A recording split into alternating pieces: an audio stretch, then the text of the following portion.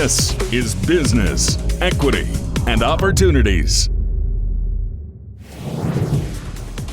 What makes someone want to go into business for themselves? An idea for a new product or service? A way to improve on an existing one? The lure of being their own boss? Whatever the reasons, this show strives to help. This is Business, Equity, and Opportunities. I'm Scott Sander. Our show is for anyone who has considered launching their own business. We speak to successful entrepreneurs, business professionals, community leaders, our own team of experts. They share their experiences and successes, setbacks, and suggestions to help you succeed. Each week we have 7 segments that deal with things you'll need to know before you start and as you work and grow. We're here every Sunday morning on Wish TV or live streaming on wishtv.com. You can see our content and share it on demand anytime at BE&Oshow.com. Our site is growing every week with new resources and stories. Try our podcast. You can listen to us at your convenience. We also encourage you to sign up for our newsletter. We update it every Tuesday. So let's get to work. Here's what's coming up today on Business, Equity, and Opportunities. We report on the recent Diverse Contractor Outreach Event in our Access to Capital segment, take you to a roundtable discussion hosted by the Small Business Administration for Black small business owners. Accounting and bookkeeping ace Ty Shea is back with advice on handling the unexpected. The Indiana Commission for Women is emphasizing equity on International Women's Day. Our industry focus is on the drag racing industry and its efforts toward diversity in recruiting. And attorney Nathaniel Lee shares his success story.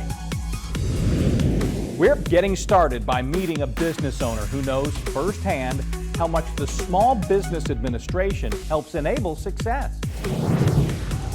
This is Business, Equity, and Opportunities. Getting started. Danny Portee is the CEO of Professional Management Enterprises. He's a graduate of the SBA's Business Development Program and was named the SBA 2022 Indiana Great Lakes Graduate of the Year. So I'm Danny Portee, the President and CEO of Professional Management Enterprises, Inc., headquartered in Indianapolis, Indiana, where we've been in business now for 17 years as a professional services company. We provide staff augmentation support services for human capital, information technology, healthcare, call center staffing nationwide. Small business programs are very important and vital for the educational success and health of your organization or any organization. So the SBA for me helped me start, helped me grow, helped me expand, and also helped me recover during COVID. I had 20 years of military service in the United States Army as an Army recruiter. My last stop was Indianapolis, Army Recruiting Battalion, and I saw that the Army was outsourcing a lot of human capital things. And as a recruiter,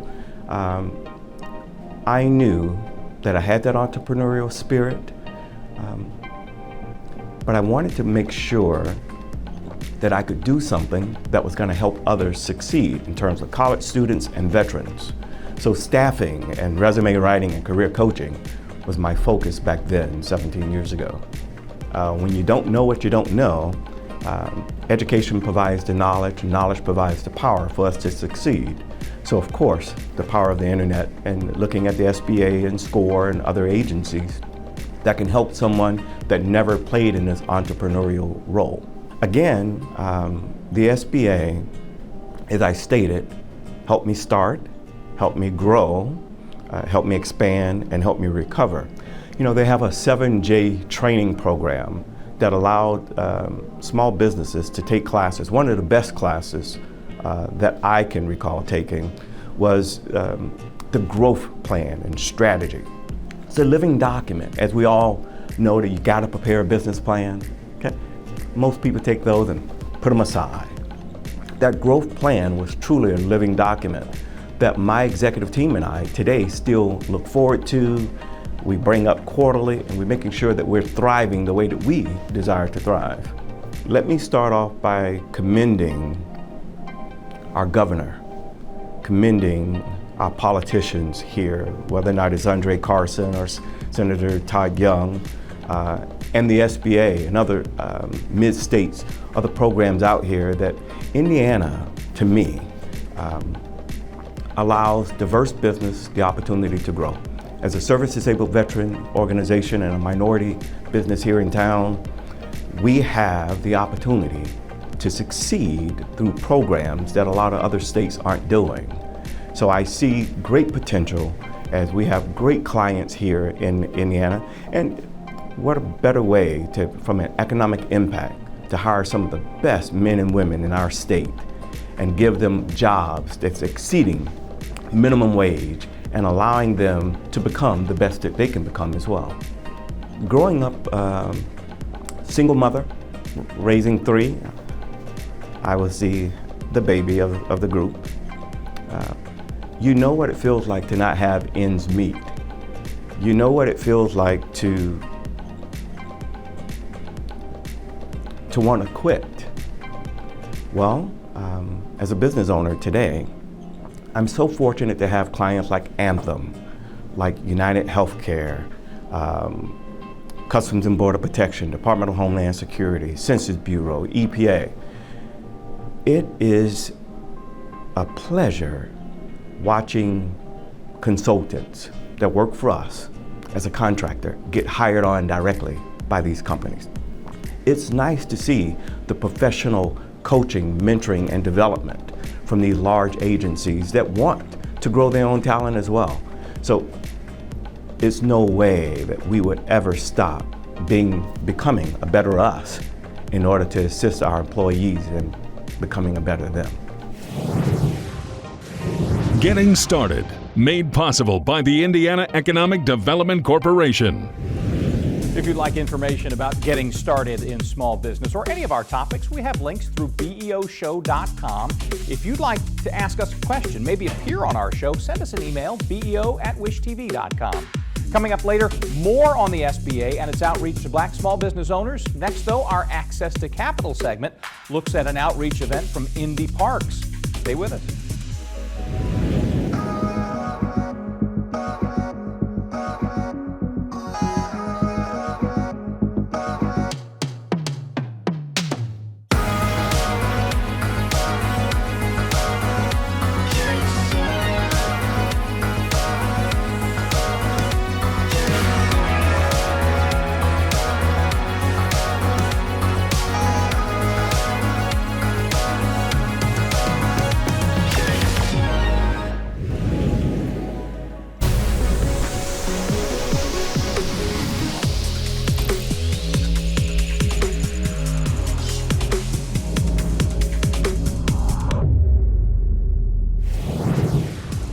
Welcome again to Business Equity and Opportunities. I'm Scott Sander. Locking in contracts can help you access capital. As we previewed for you last week, Indy Parks held an outreach event to attract minority contractors who'd like to provide goods and services to the parks. City leaders were there, so were we. This is Business Equity and Opportunities, Access to Capital. David Fredricks is director of the Indianapolis Office of Minority and Women Business Development. The office partnered with Indy Parks at an event designed to attract potential minority business owners to partner with them, too. So today is the Indy Parks Diversity Contractor Outreach Event. We've had a great turnout from what we can see so far, and it's really good because all these vendors are going to get the opportunity to talk firsthand with some of the Indy Park staff and learn about projects that are going to be coming up for the next 2 years. And for those who aren't certified, I've got my team here and we're giving them information about getting certified with the city of Indianapolis. So it's a good day, really good program. I mean, we wanted to do this early enough. As I mentioned in the presentation, if you aren't certified, that process can take up to 3 months. And so we want to get everybody who needs to get certified into the program well before construction season starts, and some of these bid opportunities are going to start rolling out relatively soon. So it was good timing. So for those who are currently certified with us, our office pushes out a lot of that information on a daily basis, either through email or social media blast. But they can also find information on the parks opportunities at the Indy Parks website. I wouldn't say there's any big surprises. I think the biggest surprise was them getting the $80 million. And so they've had to sort of rethink and up some timelines on some of the projects that they were hoping to do in the next 2 to 3 years. Now they have the ability to do in the next 1 to 2 years. So that's probably the biggest surprise. But then, there's a lot of other projects that are going to be happening around the city. And so we want as many diverse vendors as possible to be able to participate and to lead some of these projects. And so the first step with a lot of that is making sure you're certified with our office. Yeah, I think it speaks volumes about two things. Number one, the growth of small business development, particularly among minority, women-owned, veteran-owned, and disabled-owned businesses. So that's very encouraging.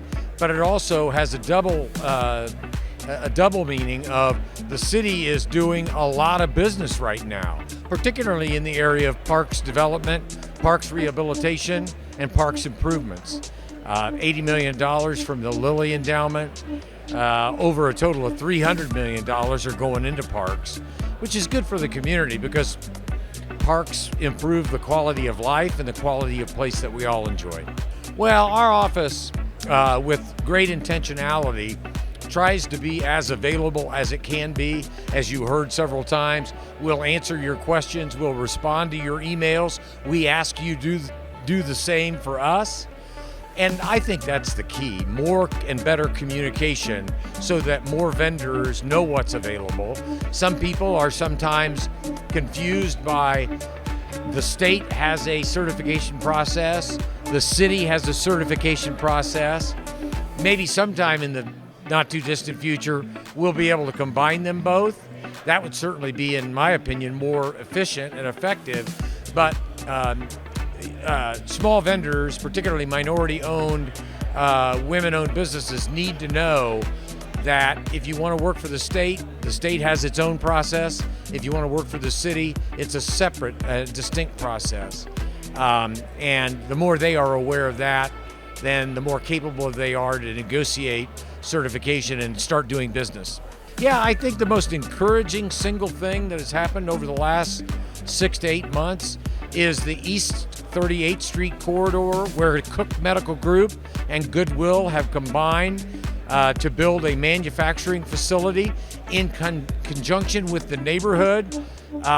Cook and Goodwill said this entire structure, and I think the structure houses 100 employees, this entire building is going to be built by only minority-owned contractors. Something that heretofore has always been considered impossible to do.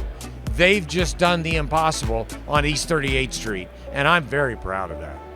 We chose this venue where a lot of the work will be done, and this month where we honor minority-owned businesses, women-owned businesses, disabled and veteran-owned businesses all across the board. We need them to feel that they are valued, that they are responsible, that they are capable, and that they have good work to do on behalf of the taxpayers.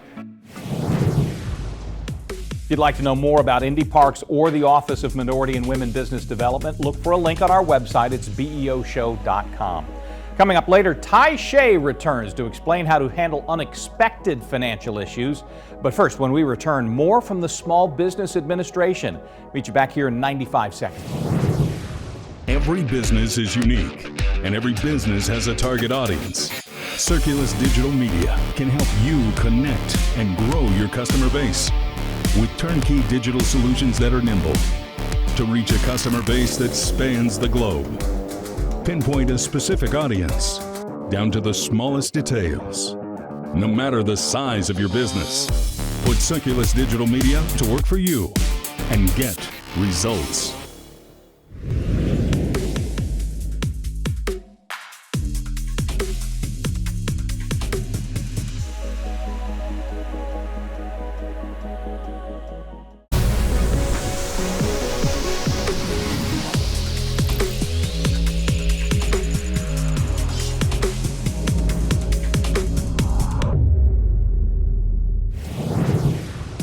This week in business, we look at a local conversation that brought advice and opportunities straight from the federal level. One of the top officials in the Small Business Administration, or SBA, sat down with Black small business owners to discuss contracting and resources. This is Business, Equity, and Opportunities. This week in business. Geri Aglipay is the Great Lakes Regional Administrator for the Small Business Administration. Well, we're really excited to celebrate Black History Month and supporting Black entrepreneurship at the SBA. We have a commitment to support underserved communities that have been traditionally historically disadvantaged. And since 1953, the last 70 years of the SBA, we've been supporting small business growth, sustainability, scaling up the startup of small businesses in the United States because it is the next best way to build wealth and support our communities in America. Well, what we're going to do is a listening session with Black entrepreneurs about their history of how they became entrepreneurs and small business owners, understanding and looking back as to what some of the challenges are systemically, and what are some of the ways that we can enable the support of Black entrepreneurship in Indiana, the great Hoosier, Boilermaker, Bulldog State. I'm agnostic. How do we support that in Indiana to help with code recovery and an inclusive growth for economic prosperity for everybody? We do have regular roundtable discussions. It's our way of actually meeting owners where they're at to understand, what their successes are, what are their challenges, how can we support them with the capital access products that we provide that are affordable. How do we also support them by understanding and lifting up the free, no-cost, confidential counseling that we offer small business owners so that they can get the support that they need at no cost to them. That way they have a level playing field to start their business, buy a business. Business acquisition is another point of the roundtable today, but also grow their business. The other one is contracts. How do we also support Black entrepreneurship, Black small business owners to increase the contracting that they do with federal agencies? It's a way to diversify their revenues because the federal government is the largest purchaser of goods and services, and more services, if you can believe it, with goods and services in the world. So that is a game changer to increase the number of Black entrepreneurship, small business owners who can also do business not only at the city level, at the state level with Indiana, but also across the federal agencies. Well, we have an ambitious goal under President Biden to increase government contracting for small and disadvantaged businesses. Last year, we actually surpassed that goal for minority-owned businesses. And this year, we hope to continuously increase that goal to 12%, 50% to 25% by the year 2025. What we've seen is, unfortunately, across all federal agencies, a downtrend in the last 10 years of doing businesses with small businesses who get access to federal contracts. With that, we want to uplift the 8A Business Development Program. Now, this is a free, no-cost program for entrepreneurs to get into and get the assistance they need on how to actually get certified, do business with the federal government, while also building a support system of SBA staff and its resource partners so that they too can also bid on these contracts and successfully increase their revenues by diversifying them through federal contracts. So that is the 8A Business Development Program, which is not well known. And we want people to know that this is a free business development program where we will support you along the way so you can be competitive against the larger corporations to get those federal contracts. We know that these small businesses, they start up small. And as by the SBA definition, micro businesses are those who have 10 and under employees, but also self-employed entrepreneurs.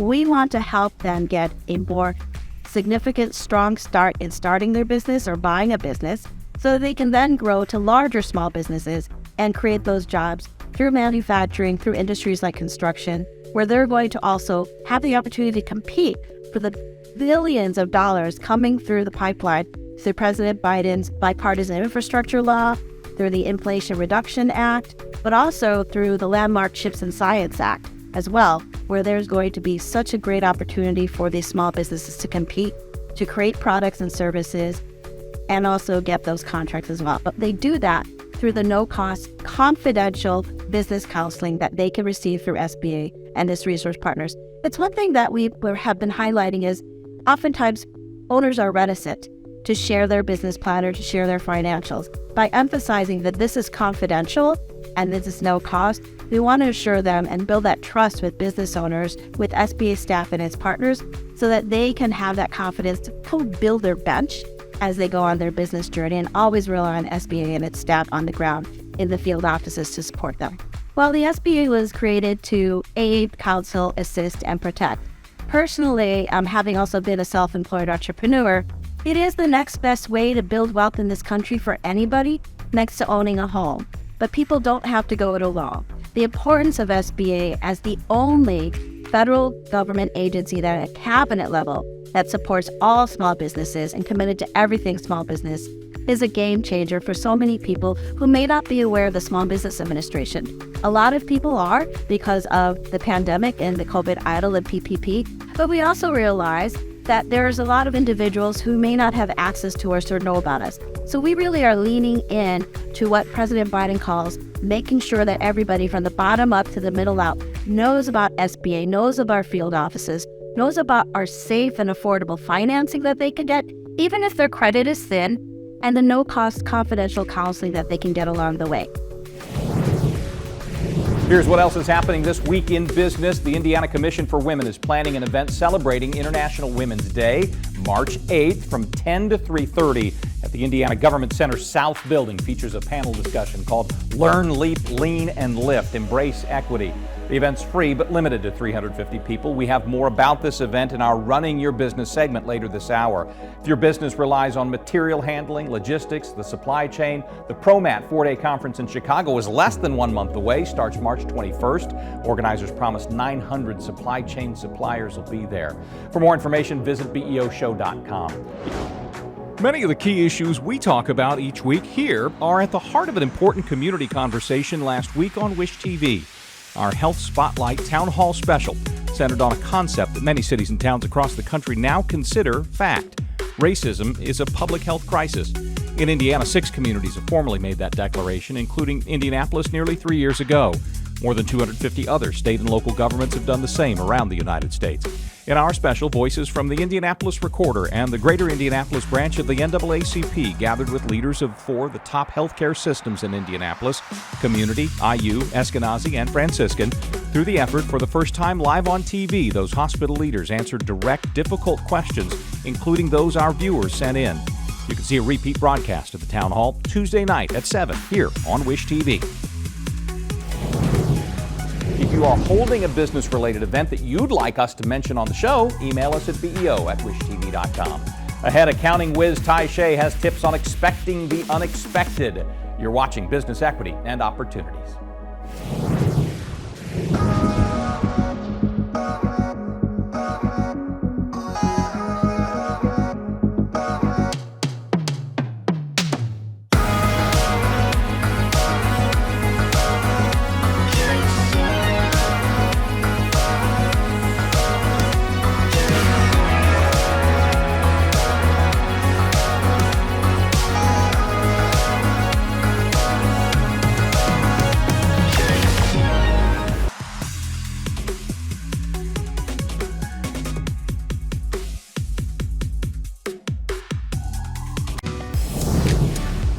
This is Business, Equity, and Opportunities, Accounting and Bookkeeping.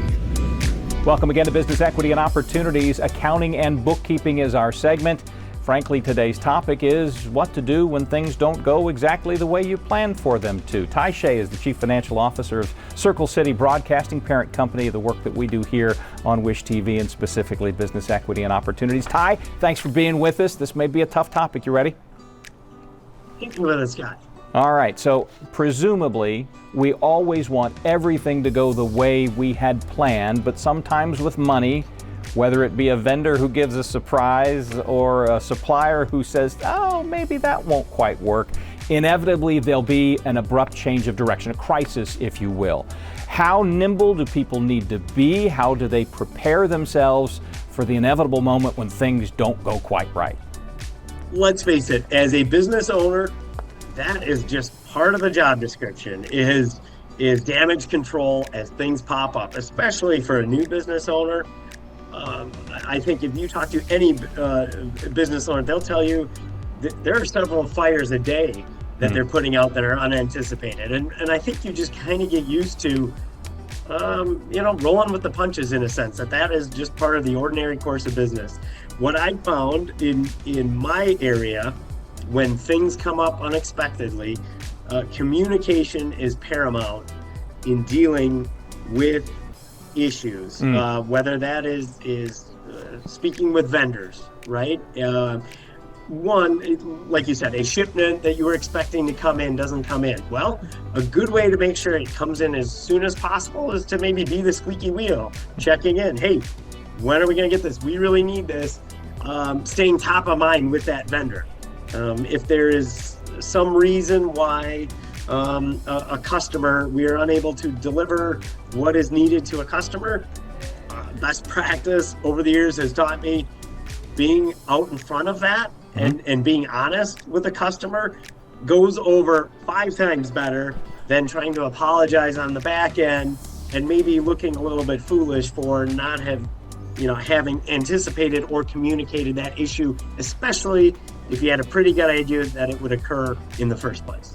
So then you may have, let's say this hypothetical, where you have a supplier issue causing things to bog down for you, where your customers won't get what they expected and what maybe you've even promised them to.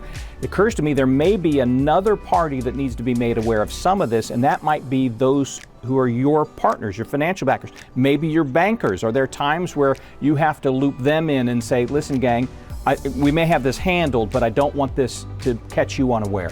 Yeah, of course, especially as it relates to financial statement issues or things like that, sales trends that you can kind of tell are maybe tailing off below expectations, what you initially thought would occur. And if you see those trends, definitely, especially if you have a good relationship with your banker, I think it's very important to communicate those things with them. Oftentimes they will work with you to try and accommodate and make sure that you can kind of see through a difficult period, especially if historically you've had a good relationship with them, especially if you've got a track record for being honest and delivering what you said you would. All of those relationships go a long way, and that's why I think communication, especially on the front end, if you are aware of issues that are coming up, is really important.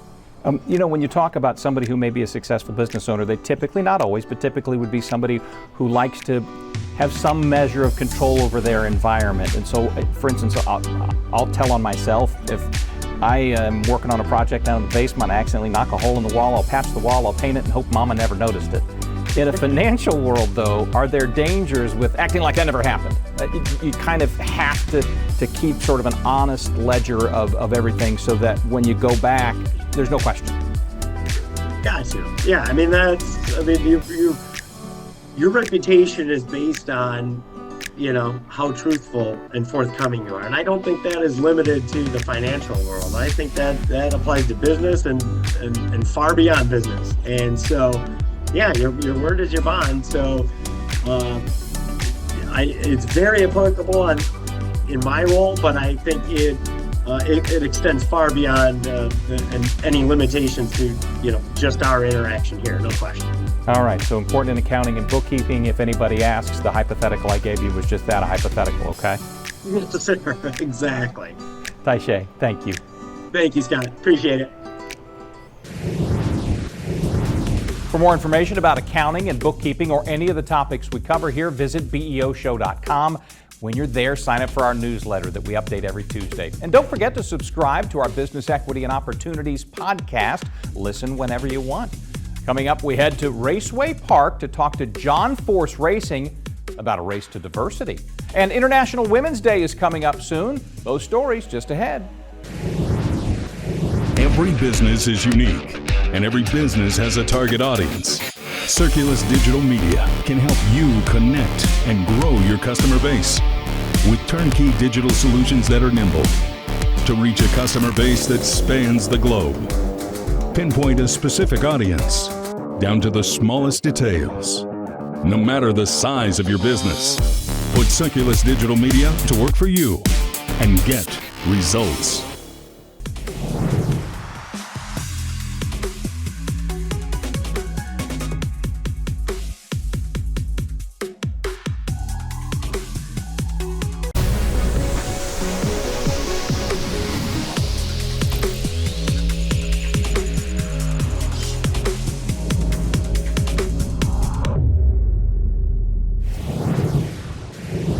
Tuned into Business Equity and Opportunities, and it's time for Running Your Business Day to Day.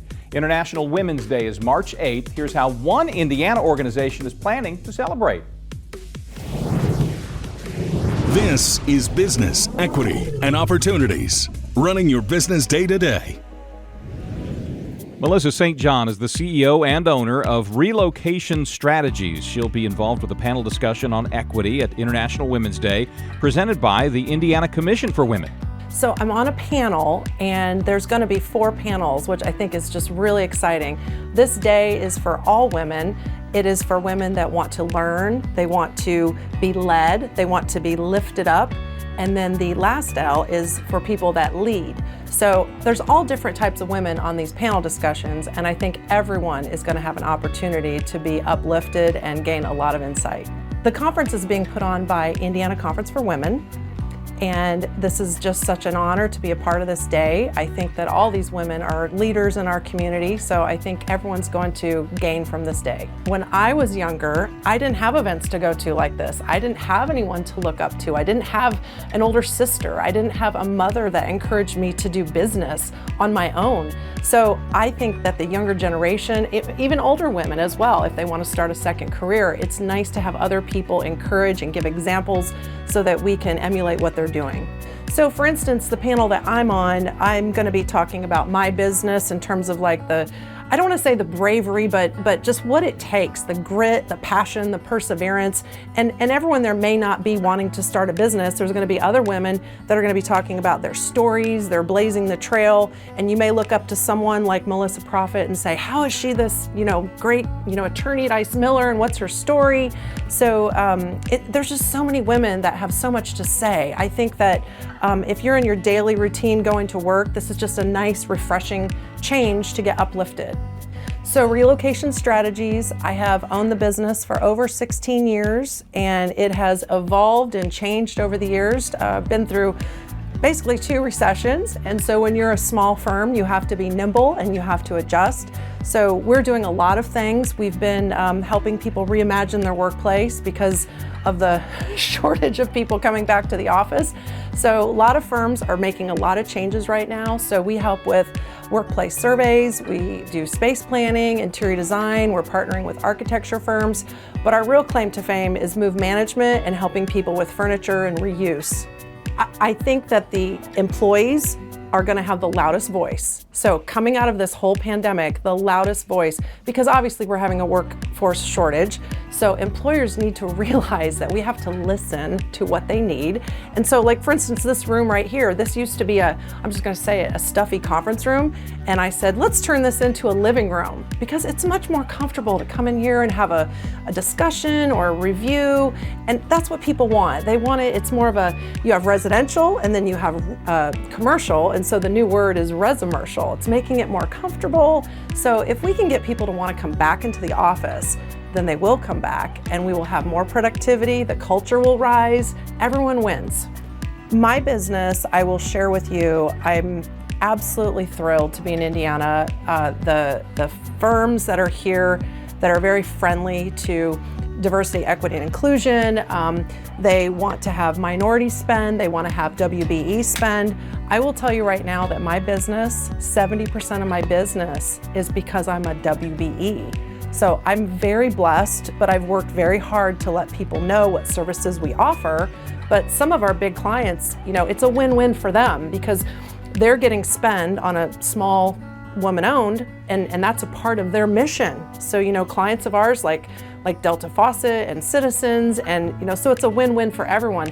But I will say I've been to a lot of cities around the country, and I think Indiana is really the most friendly for women and minority owned because the companies here are really wanting to give back. So in working with a particular client right now, they're really struggling to get people in the office. And I feel bad for them. I feel bad for their office space in general. So if we can solve this puzzle and get people to come back into the office and have more face-to-face and more collaboration, it's just a win-win. I get so excited to help businesses thrive. If they thrive, then Indianapolis thrives, Indiana thrives, everybody grows, gets more jobs. It's all connected. So I really feel that the office space, the workplace is so important. And if we don't have that, then what's gonna happen? People move out of state and they work out of Florida and then we lose people in our state. So we have to keep Indiana strong. I'm a Hoosier and I love this state. If you want to learn more about the International Women's Day event or any of our stories, visit BEOshow.com. Later, we'll hear the success story of attorney Nathaniel Lee. Next, though, a truly fast industry focus, the business of speed. We go full throttle after this break.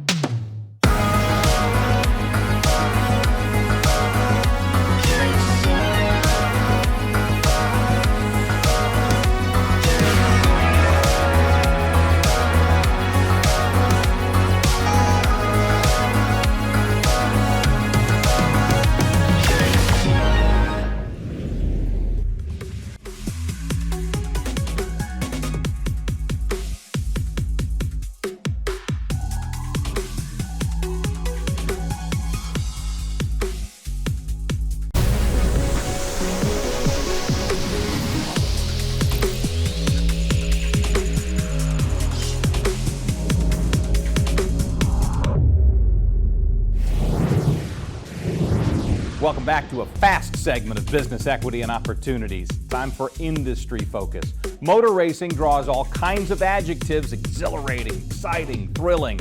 The sport's working on another one too: diverse. The National Hot Rod Association is working to make it happen. This is Business Equity and Opportunities. Industry focus.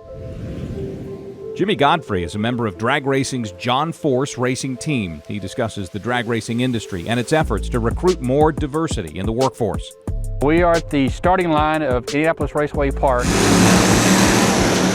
Inside the racing industry, there are a lot of jobs, a lot of people, a lot of moving parts. I'm one small part of the John Force Racing. We have business managers, PR people, and it takes all of us to make John Force Racing go around. My first race was in 1996. And from that point, I've been looking for a way to get into drag racing. And it took the launch program to get me here, but I am very happy that I used it. The launch program is for anyone and everyone that wants to be in drag racing. It doesn't matter your background. If you're qualified, send your resume in and you'll more than likely get a job. So I used the launch program to get my current position. And I submitted a resume and I completely forgot about it. Went along a couple of years, I got a email back from business manager at John Force. And I thought, yeah, that's got to be spam, so I just deleted the email. You know what, I'm going to read that just to make sure. And sure enough, it was from the business manager. Emails went back and forth. And about a month later, I was packing stuff up and moving to Indiana. I mean, I've been a John Force fan since '96. And to get to work with him and Robert Height, Brittany, and Austin, it's a dream come true, actually. It is a very, very big family feeling in racing, because if you look just at John Force, Brittany is a driver, Ashley's been a driver, Courtney's been a driver. They're all daughters of John. His granddaughter is into racing. His grandsons are now into racing. And if you look at other teams, Salinas, his daughter, is into racing. So it is a very big family sport out here. Very proud of the fact that NHRA has a lot of diversity, a lot of women, a lot of minorities, a lot of different faces from different places that make the cog go around in NHRA. I am currently looking for a hospitality coordinator, and I have received resumes as far away as Hawaii and as close as neighbor submitted a resume. So if you're looking to get into the sport, the NHRA launch program is the way to go. At John Force Racing, we have mechanics, there are graphic designers, there are business managers, assistants. It doesn't matter where you come from. If you're qualified for the job, they are happy to talk to you and happy to get you on the team. If you want to learn more about the launch program from the NHRA or anything you've seen on today's show, visit us at BEOshow.com. When we return, one of the top attorneys in Indianapolis shares his success story. You're watching Business Equity and Opportunities. Stay here. Every business is unique, and every business has a target audience. Circulus Digital Media can help you connect and grow your customer base with turnkey digital solutions that are nimble to reach a customer base that spans the globe. Pinpoint a specific audience down to the smallest details. No matter the size of your business, put Circulus Digital Media to work for you and get results.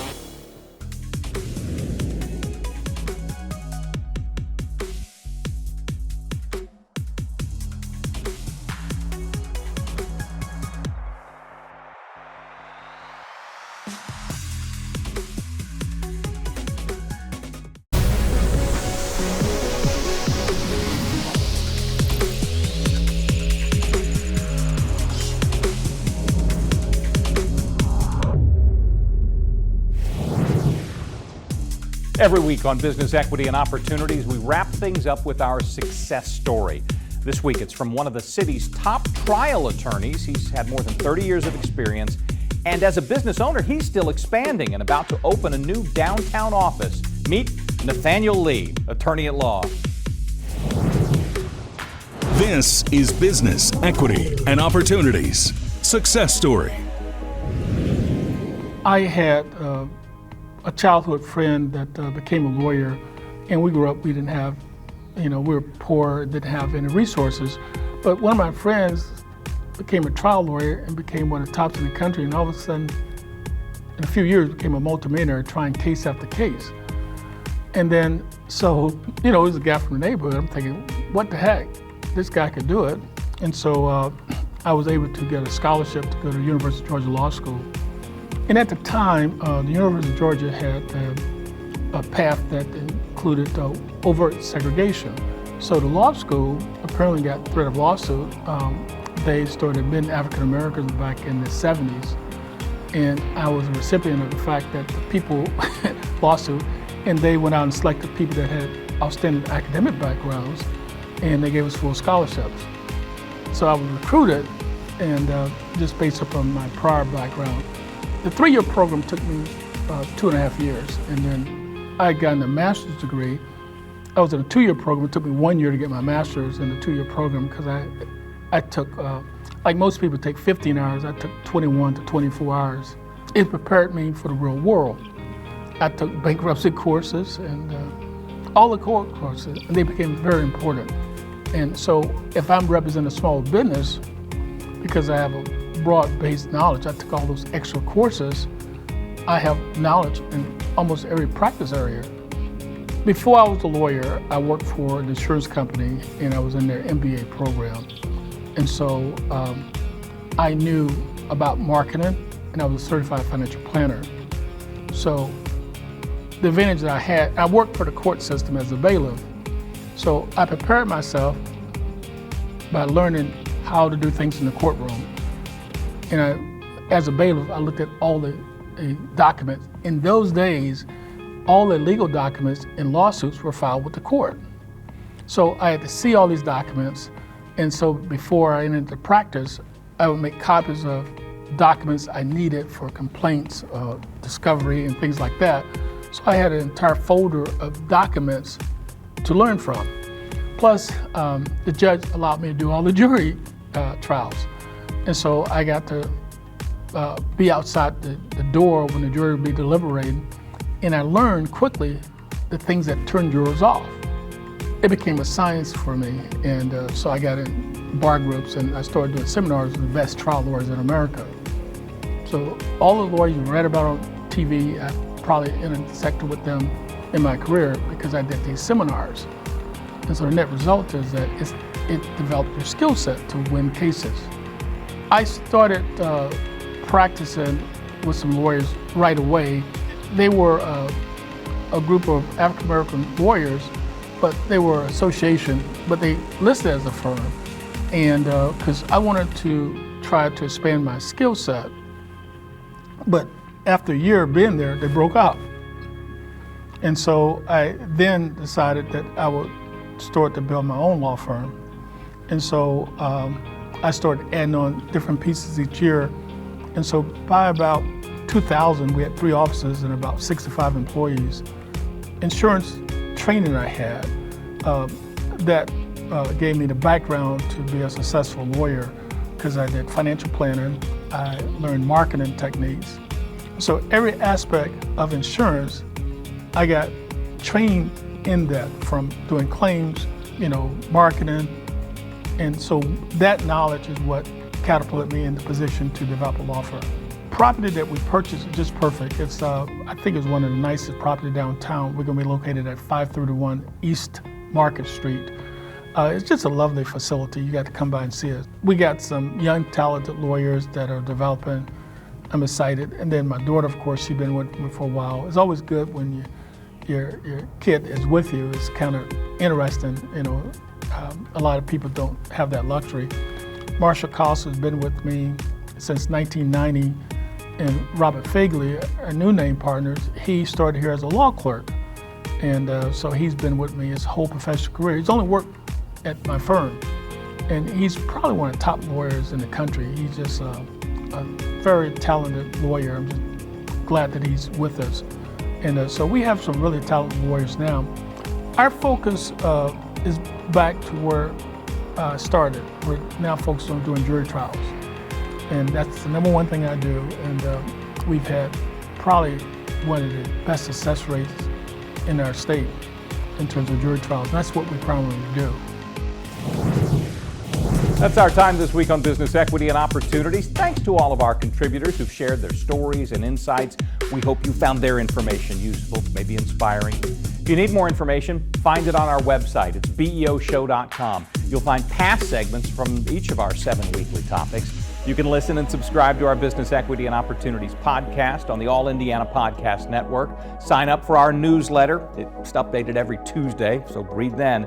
And if you have any questions or you have your own success story to share, send us an email. It's beo@wishtv.com. We're here every Sunday morning on Wish TV or streaming on wishtv.com. We'll be back with more Business Equity and Opportunities. For now, I'm Scott Sander. Thanks for watching. Business Equity and Opportunities is made possible by Indiana Economic Development Corporation.